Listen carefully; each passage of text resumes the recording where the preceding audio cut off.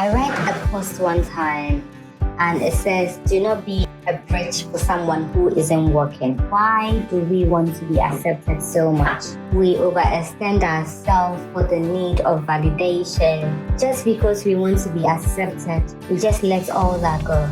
You can have self-worth without having the self-esteem.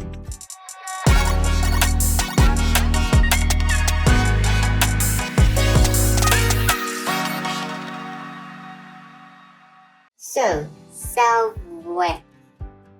That is what I want to talk briefly about today. What is self-worth and how different is that from self-esteem? Self-worth and self-esteem. I read a post one time and it says, do not be a bridge for someone who isn't working. That stuck with me. What does this even mean? Sometimes we overextend ourselves for the need of validation. We just let ourselves go, and then we know that we have our morals and value systems. But just because we want to be accepted, we just let all that go. So why do we want to be accepted so much? I think it's just an innate human attributes. Most people want validation, they want the cheers, they want the applause, they want people to say, yes, you're doing something good. And I personally, I thrive on people's validation. I'm growing, so hey, I'm getting better at it. But I am a recovering people pleaser. I would just overextend myself just to please someone. There are times I would just go out of my way and then just for someone's comfort. I have a friend and one time we went to the salon and the lady was doing her hair.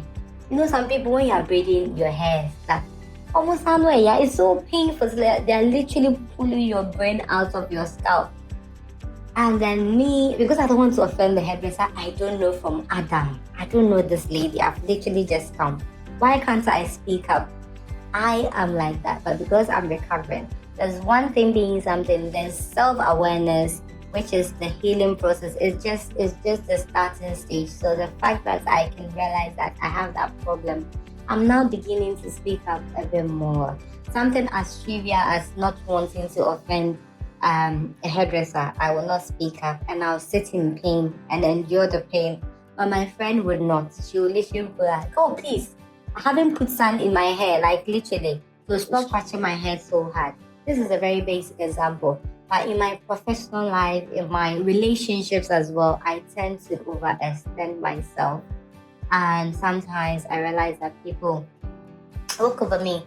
I realize that if whoever do not establish a strong boundary, people tend to just take the piss, really, if I can say that. Yes, people will just try to push your boundaries. So when you have strong boundaries and say, this is my limit, my no is my no, and my yes is my yes, it just helps you. So something I've realized about myself that I want all of us to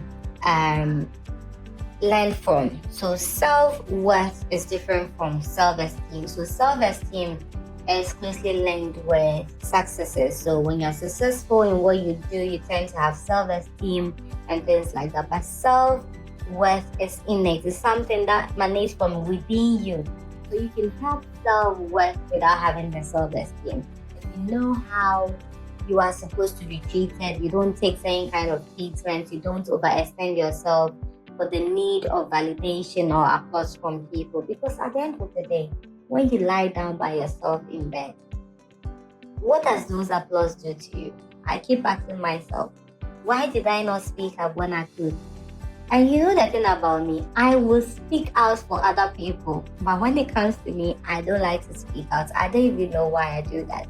When I see that somebody is getting bullied or something, I'll speak out. But when it's me, not necessarily when I'm getting bullied, but when someone is doing something, maybe I employ the services of a cleaner to clean my house and she doesn't do it to my satisfaction, I'll still say it's okay.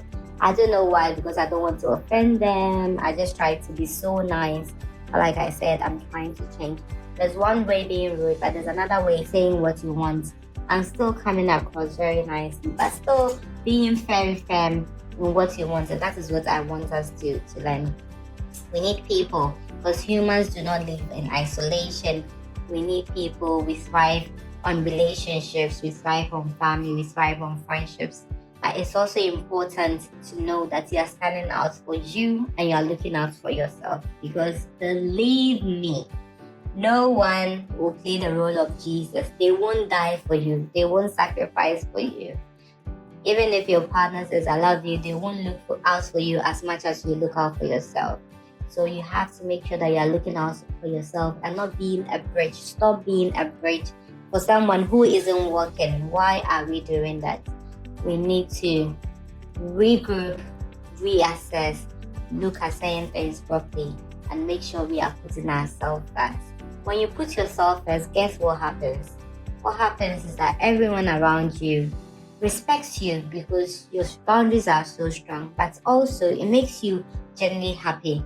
Because when you are trying to please somebody, there's too much. You try too much, and then the real person and the real who you are doesn't come out. Because sometimes you tend to have two faces. When you see this person, you behave in a certain way, and when you see another person, you behave in another way. So this is what I want to quickly share. How is your self-worth? Where is your self-worth? If it was going to be scored in percentage-wise, please drop in the comment section, where do you think your self-worth? How are you going to score yourself in terms of percentages or from A to Z? Let's try and build that self-worth.